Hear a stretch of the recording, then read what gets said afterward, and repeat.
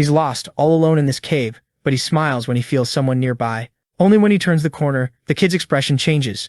Eyes wide open, and right in front of him there's a skeleton with a huge bug stuck on its head. The thing lunges in to bite him and almost catches his leg. He's wondering why there's another monster, when he literally just fought one. It's the same kind of creature that bit his arm earlier, and it looks like some kind of parasite, because it's attached to the monster's neck. But whatever it is, if he beats it up, it should eventually die. Except it doesn't, because his bat shatters. The monster turns and it bites straight into his shoulder. The protagonist blocks it with what's left of the bat and shoves it back, but the creature comes again, grabs him by the face, slams him to the ground, and now it's chewing on the kid's little arm. He reaches to the side, manages to grab a rock, and starts smashing it into the thing's head until it falls back. Furious, he gets up and crushes the creature into the ground until there's nothing left of it, not even the bug. He's exhausted, his vision shaking, when he notices a whole swarm of creatures coming toward him, all of them with parasites on their heads.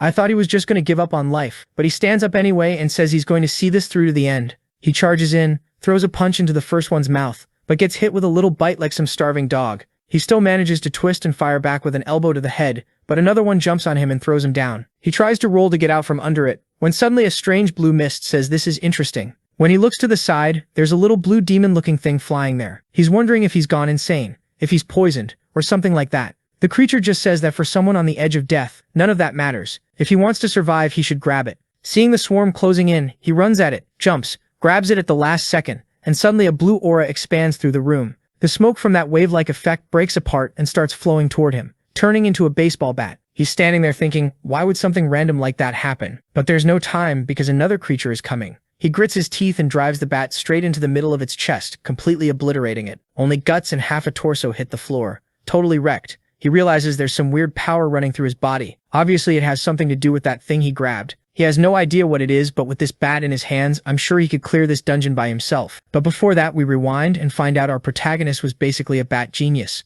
Suddenly someone calls him, and it's this 700-year-old man, asking if he has a game today. He says yes, today is the big final. The old man says their bet still stands. If he loses even once, he'll shave his head, work at the temple, and give up on that dream. The protagonist says that's not going to happen. When someone calls him again, a sleepy girl asks if he's leaving already, and he asks why she woke up so early. She just tells him to hold out his hand and stop being a wimp. She drops a doll into his hand and he goes, "What is this?" She says he must be blind because it's obviously a really cute doll. He says it doesn't look that cute. Seeing she's getting annoyed, he thanks her and pats her head, asking why she's suddenly being so nice. Then he gets kicked, and the old man tells them to come back safe like always. He grabs his big bat, says he'll be back soon, and heads to the tournament. It's the school baseball championship final, and he's getting ready for that pitch. Everyone in the stadium is watching what they call the most talented batter in Korea. The pitcher winds up, pulls his arm back, stares him down while the protagonist smiles. Then he fires it like a cannon, boom, straight at him. But the kid looks ready, tracking the ball and swinging for a full power hit. It almost killed him. The ball flew like a bullet past the side of his head and shot up into the sky, landing in the stands.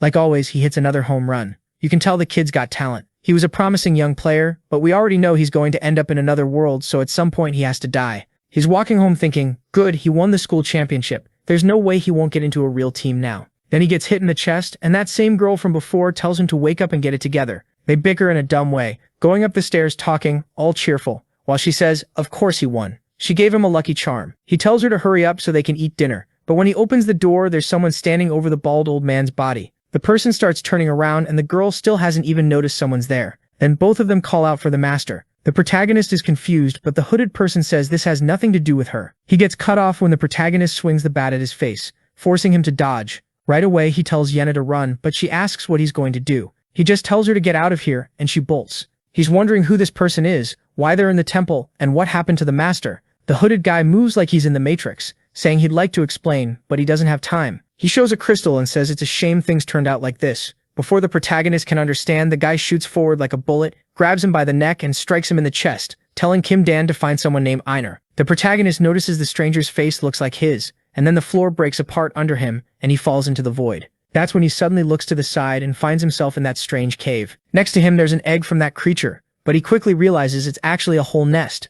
Then the thing starts hatching, crawling out of the egg, and he's thinking, what is happening? Where am I? Before he can react, it latches onto his arm, stabs him, and looks like it's trying to parasitize him. Luckily, he just shakes his arm hard and flings it away. But his arm immediately feels like it's burning. That's when he sees his bat right there beside him, grabs it, and another one comes. He hits it and knocks it away. He runs to the end of the cave and sees a river, and since those creatures, those 8-legged bug things, Maybe they can't swim. He jumps in. The creatures come up to the water but really don't go in. But then he feels another pain racing through his body because a bunch of leeches are sucking on his legs. The poor guy can't get a second of rest. He gets out of the water, throws the disgusting things off, and wonders why there are monsters everywhere he goes.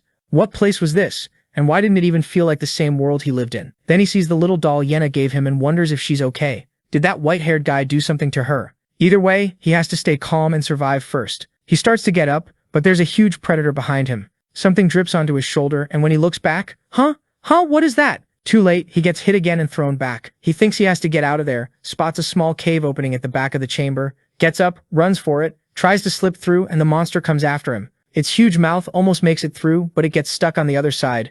A swipe comes in and almost takes his eye out. He jumps back, and for a second his future kids almost disappeared. He's basically about to pee himself staring at this predator, but finally the creature turns away. He relaxes because it looks like it gave up, but his arm still doesn't feel right. It had to be from that earlier insect, and he can't even feel it properly. What kind of place is this where his life is in danger every 5 minutes? He needs to get out of this cave. He can't just keep hiding. That's when he follows the light, and we already know what happens. He runs into that creature again. After he awakens that baseball power and destroys the first one, he says he doesn't know what's going on, what this power is, but it's enough to blow through everything there, and just like that the floor is covered in carcasses. Now he wants to understand what this bat is. He can feel power running through his body, like some kind of magic, but then the bat suddenly breaks apart and turns into flames, and he doesn't get it. A mouth appears in the middle of the flames, flies out, and eats one of the bodies.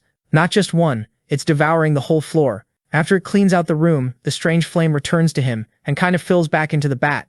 Then he feels that old man heart attack feeling, like he almost died, but at the same time the pain starts fading and his arm begins to regenerate. Not just his arm, every cut, bite, and hit he took. On top of that, his muscles are getting weirdly stronger. Whatever the deal is with this bat, it's powerful. He didn't just gain a ton of attack, he also got a way to regenerate. Surviving should be easy now, except for the fact that he's starving. He finds some mushrooms out of nowhere and doesn't suspect a thing, but maybe it's the best he can do for now. The bad part is that some mushrooms can be extremely poisonous, and he's in another world. He reaches that conclusion and still decides to eat them. So yeah, the kid isn't exactly a genius. He says he'd rather die poisoned than die of hunger. Just so you know, you can survive like 30 days without eating, you'll just get kind of skeletal. But his gamble pays off. He says it's delicious. It really was a bet he won. After getting some strength back, he starts collecting things he'll need to survive. He even goes back to that leech water. Gross as it was, at least he can drink it. He also grabs the leeches themselves. Since technically he might be able to eat them, he doesn't know if it's thanks to the bat, but nothing bad happens. He still doesn't know what cave this is, but surviving is possible. Still, more and more monsters show up, like this Morlock that attacks him instantly without thinking twice, but it gets met with a smack to the head. The protagonist notices that every creature that attacks him is always parasitized. And the good part is that every time he kills one, the staff bat eats the creatures again. The moment that happens, his body strengthens. He gets stronger. That's how he starts adapting to this place. The only creature he always runs from is that apex predator. That one, no, he doesn't have the guts for it. The good part is it only shows up once in a while, like it's guarding the nest. But he realizes something. After walking everywhere, he's on the wrong side of the exit. Because he's already reached every corner of this map, and the only way is to go back to where the eggs were and pass into another room. His sense of direction is pretty good. The problem is that means going through the room with that predator. How is he supposed to face that thing if he gets caught out in the open? His motivation starts running out, and he wonders, if he manages to get out and go home, will he ever see his family again? What if he's trapped here forever? Who was that guy? Finally, he decides, he can't solve any of that until he gets out of here first. We're back in the egg room. A bunch of those little creatures are walking around, and at least the big one isn't there. For someone with the worst luck, he finally gets a tiny bit of good fortune. He notices the creatures aren't very sensitive, so he starts moving through slowly with a little smile on his face, obviously wiped off the second he snaps a bone. But strangely, he looks over and the creatures don't react. His nerves are through the roof, but he's celebrating because for some reason it's easy. He makes it through the room and leaves the nasty bugs behind.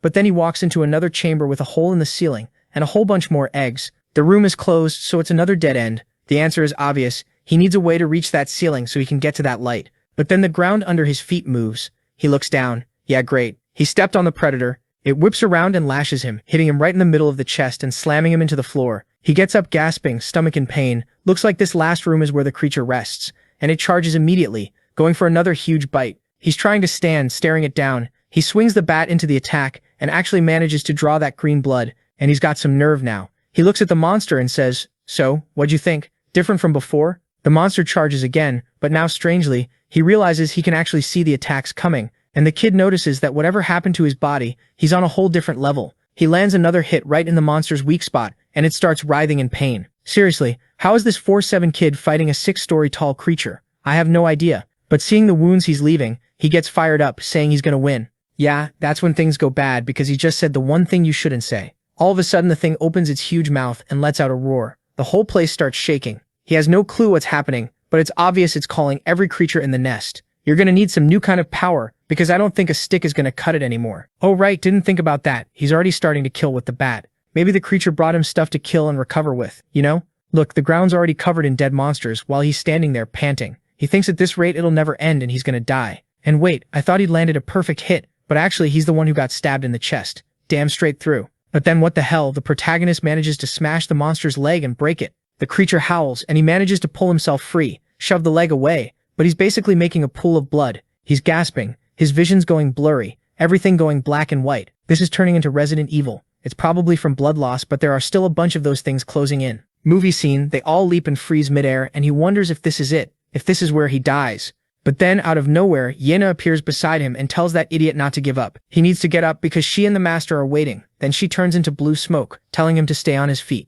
The protagonist snaps back to reality. He looks to the side, reaches for the bat, watching that line of little monsters hanging in the air, jumping in. A burst of blue flame explodes, slamming the creatures into the wall. Now the protagonist standing there wearing a half mask. Honestly, it's got style. Half mask, flames everywhere, saying he's sick of insects. The predator is roaring at him, and the protagonist charges with a storm of fire. He pulls the bat back and hold on. Did he just evaporate the whole thing? Pieces drop, arms bits like it just disintegrated. No wonder he was Korea's most professional bat swinger. All that's left is the creature's lower legs. Flames start pouring off the bat again and the thing goes in for another bite. The predator's body gets shredded completely. Even the protagonist is freaked out by the sounds. But then the energy starts flowing into him. This kid is not making it to 20, no question, because he drops again with that chest pain. The good part is that after the pain he starts regenerating until even the hole in his chest disappears. He says it hurts like hell and he'd really rather never go through that again. But obviously since that creature was way stronger than the others, the amount of strength he feels he gained is insane.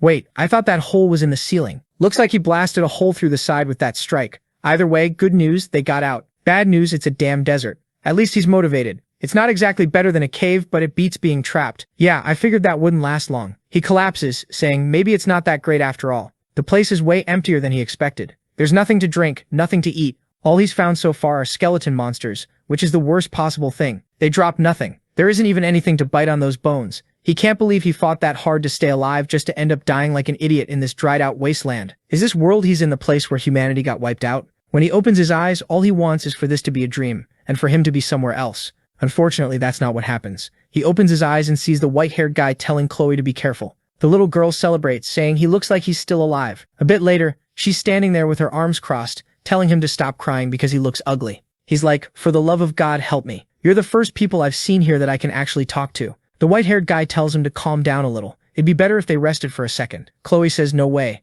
They've got a long day ahead. He wants to rest now. He says they can't just start walking with him in that condition. And besides, she looks pretty happy to have found another person, so it'd be better if he didn't die. She makes an annoyed face, turns away, and says she gets it. So she starts making soup. The protagonist is stunned. It's been a long time since he ate anything real. The girl asks if he hasn't eaten in days, and he says yeah. Obviously, he hasn't taken a single bite of anything in 5 days. Chloe says that's basically the limit for staying alive. The white-haired guy just stares, and the protagonist isn't the type to keep secrets. So he blurts out, yeah, I think I'm alive because of this power I got absorbing monsters. Just like that, he says it. The man says he's never heard of magic like that, and since he said magic like it was totally normal, the protagonist asks if magic exists in this world. The blonde girl says, of course it does. Where's he from that he doesn't know about magic? He says it's a long story. And the guy hands him the soup. They tell everything. By nightfall, they know about the protagonist's ability. The blonde girl comments that for a night, there are barely any zombies or skeletons around. The protagonist says that's because he wiped them all out using this. She doesn't get it, while the white-haired guy thinks it doesn't matter how many times you kill the undead. They come back. But the kid said something about absorbing, so maybe that's connected. He thanks him because of the kid. They'll actually get a good night's sleep. Anyway, since he has nowhere to go, he goes with them until he can get back to his original world. The little girl asks Ares what he thinks he's doing while they're staring at each other. The protagonist is all sparkly and sentimental, saying he really appreciates it. The girl clearly doesn't like that. Next day, they're collecting cacti in the desert, and the protagonist says Chloe knows a lot. She says, yeah, if you're crossing a desert like this, that's the bare minimum. He makes a weird face. She kicks him and he says she reminds him of his annoying little sister. They keep talking and the protagonist says he learned from Ares about monster ecology and how to fight. and he also found out those two are here to kill some kind of boss. The protagonist is sure he got lucky. These don't seem like normal people in this world, because they're clearly good. It's night. The protagonist is in his tent, and Ares comes by for a late-night visit. Come on, where are the women in this story? Just because the kid's a pro bat swinger, it's gotta be all guys? Not a fan. They talk about what he thinks of this world, and the protagonist says it's kind of boring. Of course, the next scene is him running from some kind of gigantic dragon. They're both sprinting. He tells Chloe to go first. The thing gets closer. He pulls the bat back, smacks it in the head, and now it's all dazed. But then it plants its foot and damn it swings a claw and blasts the protagonist flying. Chloe calls out for Dan and then she looks up and wow, I've never seen a dragon jump in for a bite like that. But suddenly something shoots past like a bullet and slices the thing in half. Ares, looking bored and stylish, asks, "You two okay?" The protagonist gets up, all beat up, saying, "I'm fine. It's nothing." Then the spirit comes out of the bat and starts consuming the creature. It's the first time Ares and Chloe have seen something get devoured like that and the protagonist regenerate. She asks if that's the absorption he was talking about and he says, "Yeah, that's more or less how it works." Ares is even more impressed that both the corpse and the mana disappeared. Then he gives Dan a look and says there's something he wants him to do. Cut to later that night, Chloe says it's insane. What do you mean he wants Dan to fight the Lich? That's basically sending him to die. They should stick to the plan and kill it alone since that's what they came here to do. He tells her he won't force the kid if he refuses. She stays angry saying the kid has no idea how strong a Lich is, it's way too dangerous, but from a distance the protagonist says he'll try. All he needs is to know the plan. Next scene, Ares explains that before they go into that fight, they need to figure out exactly how Dan's powers work, what the limits are, how much he can recover, how much he can absorb, stuff like that. The protagonist thinks he really does need that because if he's going to fight, he has to know what he can and can't do. But then the next scene, he's just standing there staring at the bat on the ground like, what are we doing here? Chloe explains they're going to measure mana, and he's like, wait, I have mana too? She says he should, because everyone in this world has mana. Ares says he'll need to do a full check on the kid, and weirdly the protagonist gets all shy like, hey, don't look at me like that. Dude, what the hell? Obviously it wasn't like that. Ares just puts a hand on his shoulder, comes up behind him and starts going in. He literally goes inside the kid. For real. He's in there seeing the mana heart staring at the shadow of fire. He pulls his hand back, looking shocked. The protagonist asks, you done? Ares says unfortunately yes, but he didn't learn anything, and he's thinking it's hard to classify this kid as having normal mana. It's more like there's another being living inside his body. That power is clearly dangerous. Next chapter, Mr. Skelly is walking along, looks to the side and bam, gets a rock to the mouth and drops. It's been a while since the protagonist fell into this land. He doesn't know exactly, but it's around 3 months. He's lost count of how many monsters he's absorbed. His body is far from what you'd call human. One thing's for sure, he noticed every part of this world is packed with monsters. But at least he's got companions at his side. Later, they're eating, laughing, having fun while Ares watches. It looks like the protagonist has been training his mana control, but unfortunately, it's not going very well. Ares expected that, and the kid doesn't even seem like the magical type. He tells him not to give up because he clearly has some kind of energy in him, so it's only a matter of time before he learns how to control it. He says he's looking forward to the fight against the Lich, until Ares says no, he's not going to fight the Lich directly. He might look strong, but he's nowhere near the level needed for that. The only thing he has to do is absorb the corpse at the end. Wow, that's nice. So he farms and the other guy gets the experience? What a life. Ares stands up and says it'll happen in a few days, and time starts passing. Walk during the day, kill monsters at night, eat at night, walk during the day, sleep at night, walk during the day, sleep at night. Poor Chloe, she's exhausted. Ares says they're almost there. But seriously, you're kind of cruel. Why are you going to kill this Lich? Look where it's hiding. Just let it sleep out there alone. They pass through something like the Grand Canyon and finally reach the Lich's tomb. I thought it'd be a dungeon packed with monsters, but as they walk in, it's actually pretty empty. Inside, Ares says to be careful, anything can happen in there. The protagonist says it's funny. He's talking like a ghost is going to pop up behind them, and he turns around and that's exactly what's there. The little ghost says, how'd you find me, kid? He freaks out and smacks it in the mouth with the bat, and it dies. The three of them leave, confused that his bat worked on a spirit too. On the way, the protagonist asks what a Lich is. Ares explains they're the rulers of the world of the dead. It's the Lich that creates resurrection and commands all the skeletons in that place. In theory, if a Lich comes back with all its strength, it builds an army of undead to destroy the world, and that's why it has to be killed before it recovers that strength. Yeah, now I get why we had to come to the end of the world to hunt it. The problem with a Lich is that every time you kill it, 100 years later it comes back. That's when he got an idea after seeing Dan's power. And if he absorbs the Lich, does that mean he'll never come back? The protagonist hesitates for a second and says, well, it actually sounds like a good idea. He goes first though, wanting to know if everything's really going to work out according to the plan. He can't absorb all the monsters, and on top of that, he doesn't even know how he's supposed to control it. But right at that moment, the idiot goes ahead alone, doesn't he? Just to step on the trap by himself. Ares yells at him to be careful, but it's too late. There's a pentagram circle straight from hell under him, and the kid vanishes on the spot. All of that so the protagonist has to face the Lich alone. But Ares moves fast. The kid disappears, and he's already sprinting, grabs Chloe and rushes forward, saying they need to get out of there quickly. He's telling himself he can't forget this is the kind of place where surprises always happen. The protagonist is completely wrecked on the ground in that Yamcha pose, then gets up trying to figure out what that light was. Where is he? What the hell is this?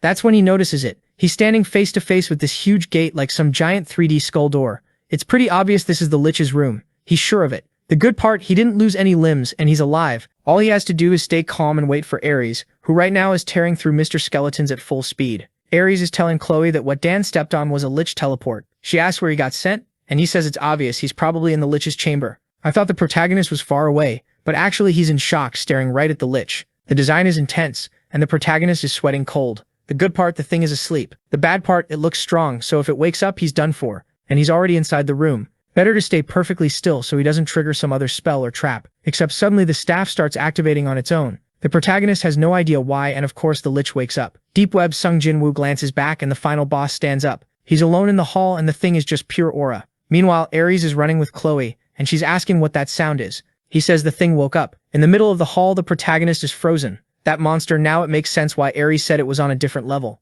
The creature opens a crater right in front of him. The Lich is floating, points a finger. The protagonist looks to the side, but in the same second, a purple bomb comes flying at him. He realizes immediately. It's so huge there's no way to dodge, so he tries to defend himself and swings the bat at it. What is that? He sends it back like he's the baseball king. The Lich is stunned. The explosion goes off right on it. The protagonist looks, the smoke starts clearing, and the creature is completely intact. It put up some kind of barrier, and the protagonist is wondering how he's supposed to fight something that attacks like that. Then the monster points upward, and a bunch of tentacles start appearing, grabbing the protagonist's arms and legs. Immobilized, he gets stared down again, and then it says he has an unusual power. The source apparently is his heart. The monster comes right up to him, one hand on his chest, saying it'll have to open him up to find out. But then a black and white slash cuts through everything. Both of them look to the side, and look who shows up. Ares. The guy's aura is unreal. Now that you think about it, he got sent alone to face the Lich, so he really is that guy. The tentacles holding the protagonist fall apart and he drops to the floor. When he looks up, Ares is already saying, "Get out. From here on, I'll handle it."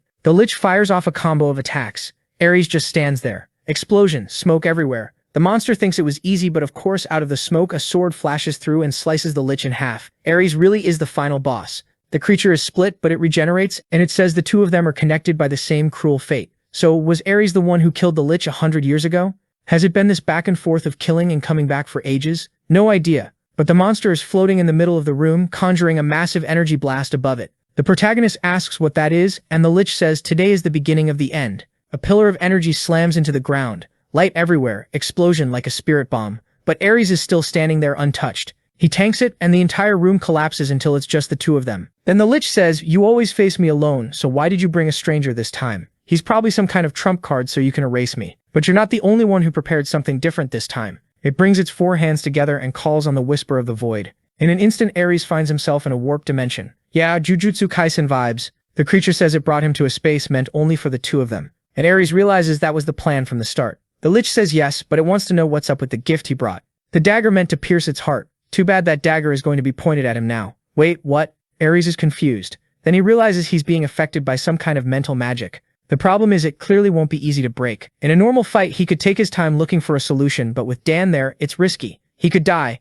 and it's not fair, but there are a bunch of offers being thrown at the protagonist. The Lich is telling him to give up his life, flesh and blood, and he'll receive all the power he needs. But then that blue Eastern-looking smoke shows up and says no. This vessel belongs to her. So now it's a 1v1. The creature tells the Lich it's brave to enter this domain without fear. The boss is just standing there, not understanding what's happening. Then Dan snaps back to reality. The spell breaks. And the Lich is complaining, asking what the hell Ares brought into this place. The creature is missing a piece of itself, and Ares sees his chance when he spots the core. One setup, one slash, and the monster gets cut in half. The Lich starts falling apart, saying that's impossible. Ares calls out to the protagonist, asking if he's okay, but the protagonist also wants to know what just happened. The staff is glowing, but now the Lich's smoke is moving toward him. Actually, all of the Lich's mana starts pouring into the protagonist. But it's different this time, because it wasn't the staff absorbing it, and now he's there in agony. Purple energy everywhere, and Ares is shocked by how much mana it is. Anyone who absorbed all that would have problems. The protagonist collapses. Ares runs over asking what happened,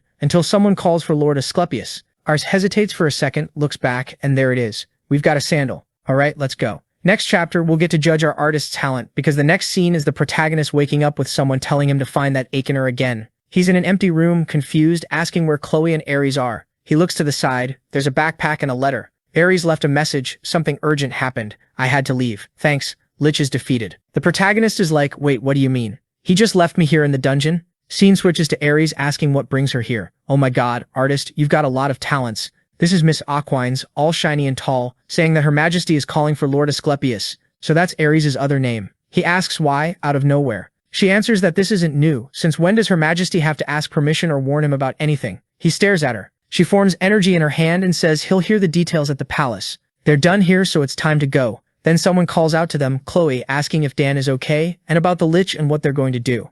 Aquines greets her, and then they see Dan's body right there nearby. Chloe runs over to see what happened, but Ares tells her to calm down. He just passed out from the shock of absorbing mana. His life isn't in danger. Always nice to get a random Aquines shot while Ares is thinking he doesn't understand why. There's a lot he needs to figure out about what happened, and it's bothering him. But he doesn't have time, so he tells Chloe to grab a map, some food, and leave it next to Dan. While she does that, Aquines just watches, impressed that he seemed to have absorbed the Lich. That villain look shows up. She's gonna want to mess with the protagonist. She says the story is really interesting. Then she flinches when Ares says they can go now. So yeah, the competition over our guy has already started. Ares walks past her and says, you'd better drop your interest in the boy right now if you want to live a long life. So nobody's allowed to look at his bat swinger, huh? He steps through the portal while she just stares. As she leaves, she says she'll keep all that in mind. Back to the protagonist. He can't believe he got abandoned by the friends he spent 3 months with in the desert. How did they have the nerve to do that? But either way, he got to know them well, and he knows they must have their reasons. He noticed Ares beat the Lich easily, but in the end, was he basically useless? And also, weirdly, this time, he doesn't feel stronger after absorbing. Still, he's got the whole dungeon to himself now, so there has to be something valuable. He finds the skull of a cursed elf heroic item, a legendary staff. They really left all the items there for him. But he's not interested because it's like those cursed items, the demon sword that screams, the dagger soaked in dark blood, so he decides it's better to keep the map and compass. Scared of getting corrupted? Honestly, you should be. Grab everything and sell it at the bar. The good part, the map shows the way to the forest. The bad part, it's insanely far. Next day, he smacks a skeleton and it dies instantly. It's been 3 months since he last saw Ares. He's really out here suffering in this desert. He crosses it all alone, and thanks to what he learned from Ares and Chloe, surviving is easy. Finally, after walking through that desolate place, he finds forests. Almost a year without seeing a single patch of green grass. He's in a peaceful, calm place, with no monsters. Then there's an explosion up ahead. He already knew this world wasn't going to have any truly quiet place. Next scene, there's a blonde guy running for his life through the forest, panting, asking why that thing is still chasing him. A winged shadow passes over the ground, explosion behind him, he falls and rolls away. And yeah, I'd complain too. It's a wyvern, one of those badass forest dragons. The blonde guy is in shock. Even Sir Robert, the strongest knight, got killed without being able to do anything. And he, a simple bronze-level hunter, is destined to die. The poor guy came to the forest to hunt goblins, and now he's getting a wyvern roar to the face. He thinks it's over, until a furry shows up and smacks the monster. He asks what Alyosha is doing there. Everybody's got ugly names in this story. She turns and tells Alt to get up already and get his butt off the ground. He gets up but asks what she's doing there. He was supposed to be the distraction so she could escape alive. Oh no, this is way too furry. Look at that outfit. The artist really showed his true colors just because I praised his talent with Aquines. She says there's no way that bastard is getting all the points for himself. Alt gets emotional and says, okay then. So what's the plan to deal with this milk farm furry girl? She says if she had a plan, Robert wouldn't have died. All they're gonna do is run without looking back. He says fine. She counts to 1, then an attack comes in from her side and hits her dead on. I thought someone was gonna save our Parmalat furry girl, but she goes down for real.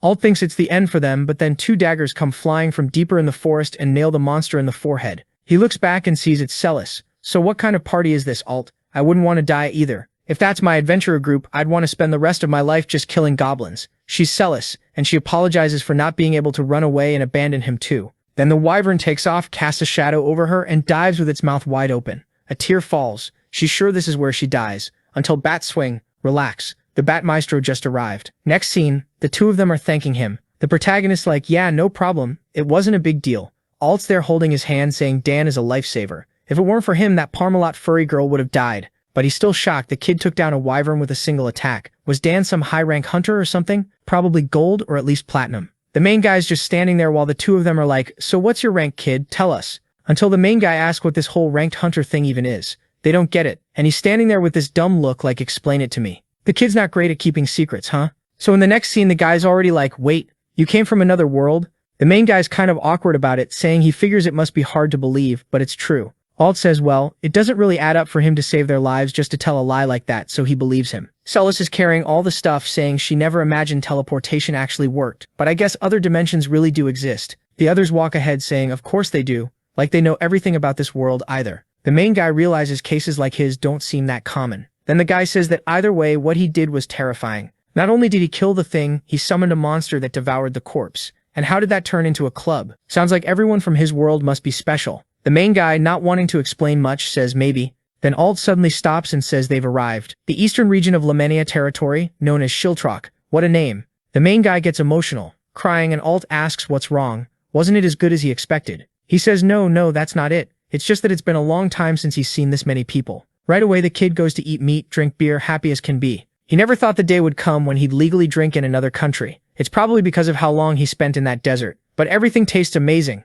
Now he's waiting for Celis, who said she was going to take the others to do whatever. They need to treat the Parmalat furry girl and also retrieve Mr. Robert's body. Only then does the main guy realize the team lost a friend. Alt sighs, hands him some money, and says they'll meet up later. The main guy finishes his plate, and still nothing. He hopes they really do come back. That's when he notices all kinds of different people, other races. There's a Gragas-looking guy. There's a bunny woman. There are furries, so it's pretty obvious he's definitely not on Earth. Either way, he's exhausted, so next thing you know, it's the next day. It's been years since he slept in a bed. And early in the morning, someone's knocking on his door. He gets up to see who it is, and it's the furry girl and the archer asking if he slept well. They're both staring at him, and he's just standing there not saying anything. Next scene, they're going downstairs, and Alt calls him over. They tell him the furry girl wanted to thank him in person. She's kind of awkward, saying it's not exactly that. I don't get it, so she's not going to thank him, apparently. But Alt says he wasn't in a great state yesterday to thank him either. But that's what they're here for. The main guy says it's fine. Thanks to the coins they gave him, he got a good night's sleep. Then the guy properly introduces himself. Alt, a human from the team The Righteous Adventurers.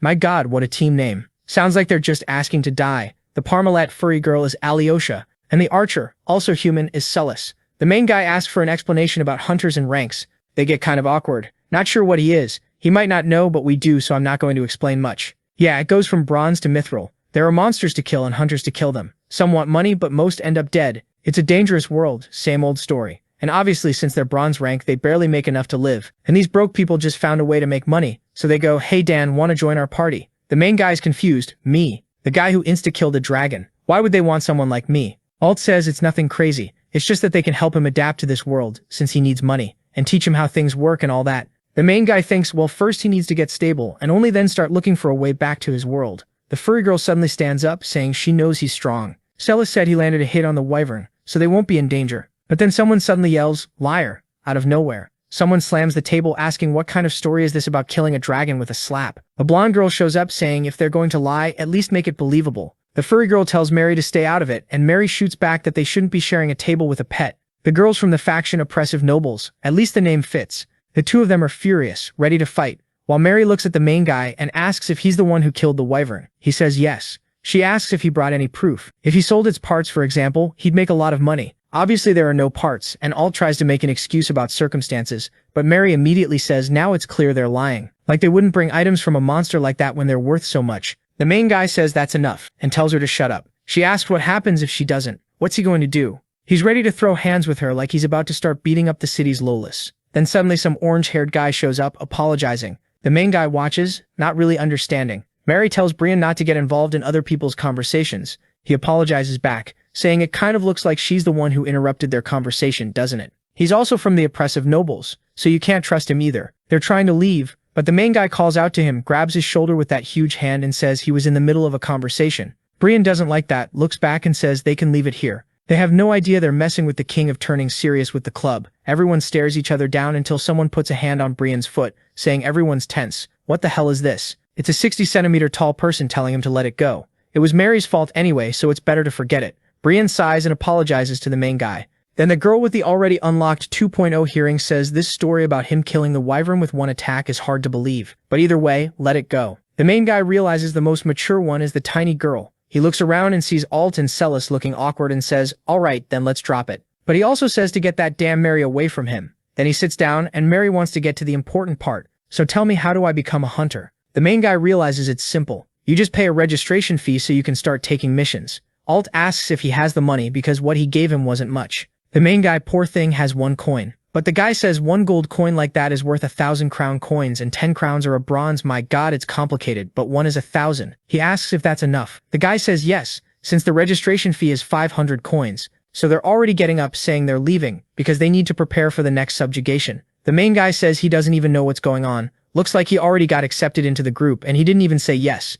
But they'll meet again in 3 days. He's shocked it's that long. And the guy explains the place they're in is the Guild Inn. Most people there are hunters, so it's good for him to meet people, look at missions and stuff. If in 3 days he still doesn't have a group, he can go with them. He thanks them and says he'll think about it. They leave, and he's thinking it's way too much information. And on top of that, he found out he's broke in this world, since half his money is going to this adventurer registration thing. He starts calculating food, the cost of meat, staying there, and realizes he's screwed. He barely arrived in the city and there's a good chance he'll end up a beggar. So he gets ready for these subjugation missions, because he needs to perform well. So he buys some armor that basically only serves to hold the club on his back, and he feels comfortable like that. The woman says it fits great. Of course she does. She's a seller, like she'd say otherwise. He leaves thinking, well, there aren't many options, it's the only thing he can afford. Now in the city, where does he even start? The plan is to make money, so obviously he should talk to the furry girl behind the counter. He slams the big paper down on the table. Why is he blinking like that? Yeah, this guy's a furry. You know it. He says he'd like to make a request, but he picked a mission with a better payout, silver, and obviously he can't do it because his rank is trash. So the kid starts at level 1 of level 1, carrying sacks of sand. Then he goes to clean cow poop. The kid even goes to wash clothes. And no way, if it were me, I'd already be swinging my club right in everyone's face, so they'd see what I'm working with. The day ends and he's exhausted. This is harder than a dungeon, and after all that, he earns 30 copper coins. That doesn't even cover where he's staying. He sees a street stall with skewers and thinks, one is fine. He worked all day. Alright, he only spent 10% of his pay, 3 coins, and he's shocked the food in this world is really good. But I mean, he ate in the modern world, so the stuff here is seriously well made. But then someone suddenly approaches from behind. A strange hand raises a compass that points straight to the kid, and here comes a tough little one. The main guy's cheeks are puffed out, asking for more food, wanting to know what the secret is. Great, now I'm scared of what I said. With the way she's tugging his shirt based on her height, don't get any ideas. He looks over when the person says she found him, and then he sees a dwarf elf witch. Good lord, how many traits does this girl have? And she says she found her destiny. What do you mean? Then it cuts to the two of them talking, with him asking what this thing is about him being the destined hero.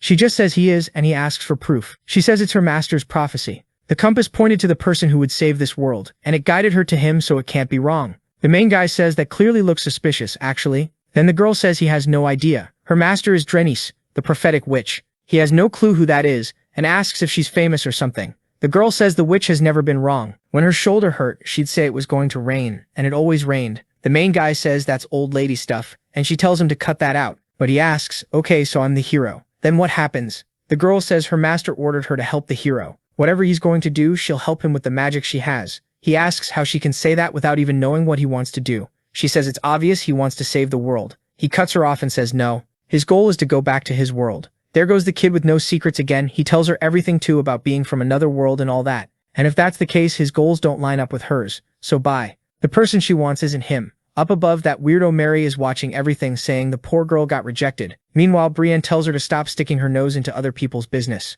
She says he doesn't understand. Nothing entertains her more than minding other people's lives. He suggests she start taking care of paperwork. She says that's what he's there for. Nobles like her have much more important goals. Brian, though, is interested in the fact the girl down there said she's a disciple of the witch Drenis. Scene changes to the woman handing over the compass, telling her to take it with her because it would guide her to destiny. Ariel was supposed to find the person who would help her in return. Meanwhile, our boy is out there lifting sacks and running around working like an honest man. Seriously, pull out the club and smack a monster so they'll hire you for the love of God. While he's over there working for pocket change, Ariel is watching everything, totally confused. Why is this kid doing all this stuff? Was he broke or something? How could someone like that be her destiny? Even the little witch doesn't want the poor ones. There was really nothing left for the boy. Then Dan calls out to her, asking what she's doing there. Is she really going to keep following him all day? Go on, get out of here. Go back to your master or whatever, because I'm not your so-called hero. That's when Ariel says her master passed away. He gets awkward and apologizes, but she stands up and asks if he really wants to go back to his world that badly. If that's the case, she'll help him. Her master said that in the end she should help no matter what, so it's fine.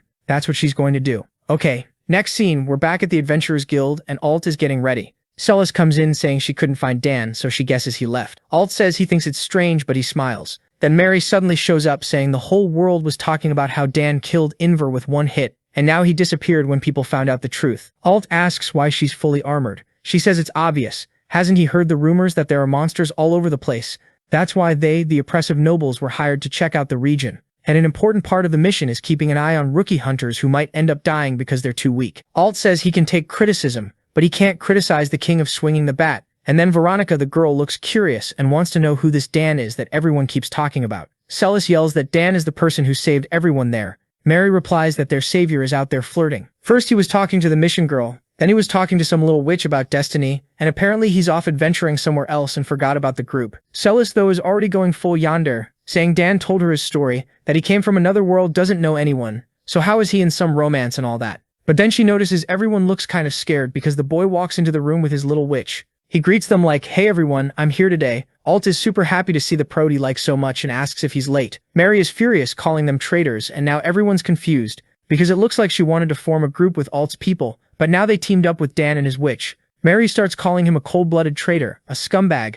Alt says they never forced anyone to do anything, but first he wants to know why there's a witch elf there of all things. How did the two of them meet? The protagonist says it's a long story, but it's not long at all. The witch just says, "I was looking for him. Destiny guided me to the boy." Everyone thinks it's some incredible romance, while Celis is at peak Celis already in love, and the protagonist is trying to defend himself, while Brienne is thinking this kid really is powerful. Alt asks Ariel's name and whether she's going to join the subjugation team, and she says yes, since she's helping Dan. Everyone's thinking this is what a devoted wife looks like. She just arrived and she's already willing to put herself at risk for him. The blonde guy thanks her, since that milkmaid Fury girl can't help because she's injured, having one more person is good. The protagonist apologizes for not warning them. The blonde guy says it's fine, and the time has come. First, let's talk about goblins. They're green, they kill creatures and steal, and that's what we're here to kill in the forest. The problem is, they didn't expect the whole noble group to come along. They kinda wanna complain, while Mary keeps nagging that it's an honor. The good part, because I know everyone's gonna get wrecked, is that it'll probably be our boy who has to save the day. Alt tells our friend that as annoying as they really are a more advanced team. They're apparently the fastest group to reach gold rank. The bad part is Mary keeps bothering everyone, even the elf. Alt starts putting together the plan, he and Dan up front, the mages in the back with the archers. They just need to know what kind of magic the little mage has. He asks, like, what do you even do? Normally mages have destruction spells, enchantments, alchemy, necromancy, what's your thing? He's never worked with a mage, so he needs to know to shape the strategy. She says she'll explain, but suddenly something cuts across the screen and an arrow almost hits someone in the face. Dude, absolute Chad defense. Relax, the boy is here. My god, that goblin is ugly. But these ones look like their left eye fought their right eye, and each one ran off in a different direction. Their tribe's dad really needs a makeover. Brian is getting ready, until Mary says no. For now they're going to see what they can do. A big goblin charges, takes one to the face, drops protagonist, killed it easily. In a second, all the little green guys are dead, ugly and weak. Hard life being a goblin. Alt praises everyone's work, while Celis thinks it's weird they got kind of ambushed.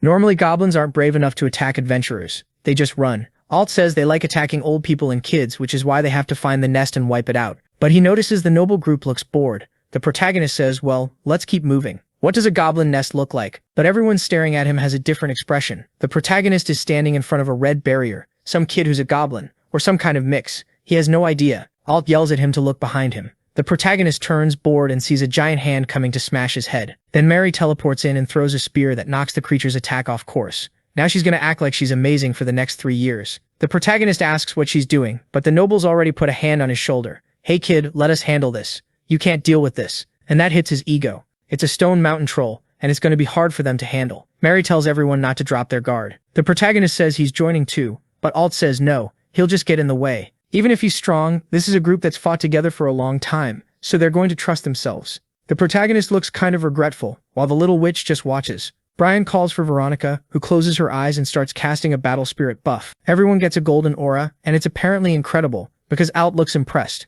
The monster jumps at Mary and hits her. She braces, pulls up the big shield while the tiny girl is there, basically microscopic, watching this little arrow fly past Brian's shoulder and hit the monster right in the eye. It charges, jumps onto Mary's shield, she launches it upward, and as it falls, Brian slashes its other eye. Now it's basically blind. The protagonist is impressed. That was the strength of a real team. Or at least it should be. After seeing Ares who disappeared since that dungeon scene, that was what real strength looked like. The problem with trolls is their regeneration. They'll recover their vision soon. The narrator decides to explain that this group is known for strategy and composition. Their fatal problem though is firepower. They use crossbows, daggers, some mediocre spears, so none of their attacks really explode or kill the thing in one shot. And Mary forgot nobody uses a ground lance like that because it's meant to be used on horseback. Luckily, they've got a bunch of buffs and strategy. She gets another speed buff, a strength buff, and she's confident. She kicks back her little night clogs, rockets forward, and wow, She basically turned into the horse. I was about to disrespect her, but okay then. She pierced the boss. She makes a crater, then starts posing with her aura like she's the greatest, and then she spits blood.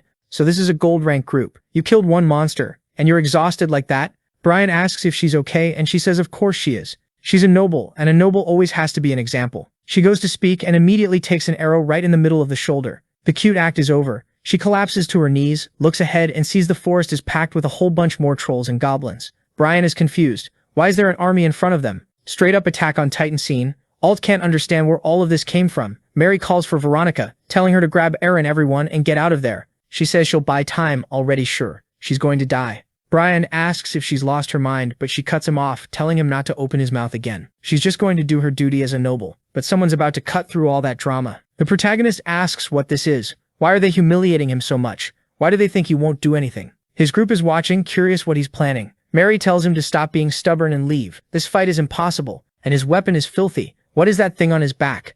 Even if he gets lucky and kills 1 or 2, there are like 100. But the kid is going full Sung Jin-woo. Compared to the Lich, this is nothing. She tells him to stop with the talk, the stories, there's no time. Right then, one of the trolls comes from behind, a huge hand about to grab them, but the protagonist steps in and swings, cuts the thing's arm clean off and it disappears. The nobles are all like, what the hell, while the big troll suffers off in the distance. The protagonist asks the big veteran what the plan is. When she looks, she sees everyone's fired up to fight. Alt and the others say they'll do their best. Not that it's much. I still don't get why we're listening to Mary. The protagonist could just jump in, or maybe not. Maybe he's not that strong yet. She orders the back line not to let the goblins get too close, and says she and Dan will handle the front line. But then Ariel steps forward and says she'll take care of it. Is she OP? She smiles a little. This feels like it's about to turn into a meme. No way she's actually going to do it, because she says you were asking what my specialty is. She says she doesn't have one because there isn't any magic she can't use. She starts flying, activating a mana boost, a focus boost, an elemental boost. Flames appear on her staff. She casts something like Dragon Flame Manifestation. Dude, she wraps a pillar of fire around the entire forest. This is an environmental crime. Call the Wildlife Agency. The fauna and flora just got executed. The protagonist just sees the pointy-eared girl smile and say it's handled. Poor Mary has her ego completely destroyed and drops to the ground like a piece of trash. Next chapter, we find out it's a lethal poison, a toxin with no cure in this area. Someone says they did everything they could, but it'll be hard to guarantee she stays alive. There's a doctor in the room with Brand. The protagonist says he hopes she'll be okay. Since she's a noble, he thought she'd have a mansion, important people treating her. Why is she in this place? That's when Hearing 2.0 says she's not a noble anymore. The protagonist is confused. What do you mean she's not? Everyone's calling her my lady, obeying her non-stop. Eren says yes, she was born a noble, and everyone there used to be her attendant. But that was in the past. Flashback. We see Brian was just some lost little servant in life. Guards are escorting a carriage, talking nonsense, when suddenly one of them takes an arrow to the neck. A blue banner rises, knights appear, and in the next scene everyone's dead on the ground. Someone calls for the Lord and asks what they're going to do with the ones who were imprisoned. The person on the horse tells his father they were a bunch of criminals and should be executed. Then one of them walks up to Brian and tells him to say what crimes he committed. The guy on the right says they were just small-time bandits. They only went around looking for bodies on the battlefield. The guy gets his head cut off right there. The other one next to him is shaking, while Brian is standing there emotionless.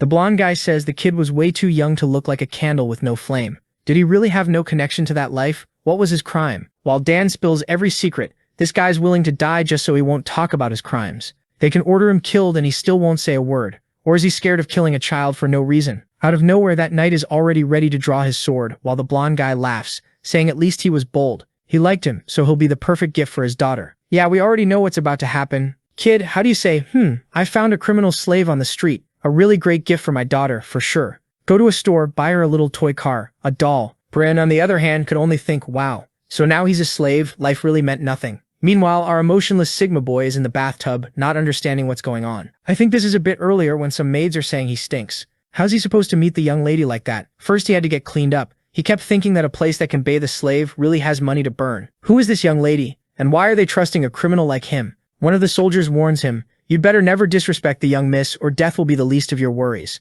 And then Mary shows up like, I don't know, 7 years old, excited to meet her present. Seriously, this father is not right in the head. So Mary's there tapping his chest saying he looks really skinny, while he's thinking she's weirdly small and she's already annoying him. But she's smiling, saying that since she's a gift from her father, she'll take care of him. She asks his name. He says his name is Jared, and she says it's not an elegant name. She stops to think, and there it goes. She gives him another name. From now on, he was Briand, and the artist is drawing all these cute little scenes like it's all, how funny. She's naming the slave. This isn't funny. It's sad. Even Brian himself thought that name was absolute trash, the one she gave him. Next chapter starts saying, they say humans are creatures that adapt, and now instead of killing people in the streets, he spends his day doing housework he'd never done before. And instead of having to fight just to eat old food, he wakes up in the morning to soup and fresh bread. Instead of running into people who want to kill him, now he's surrounded by kind people. A maid says hi while he just stares like he's not used to it. She asks if he's getting used to things, what he thinks, but he only says there's nothing to complain about. She takes a look and puts her hand on his face, saying that apparently he really is better.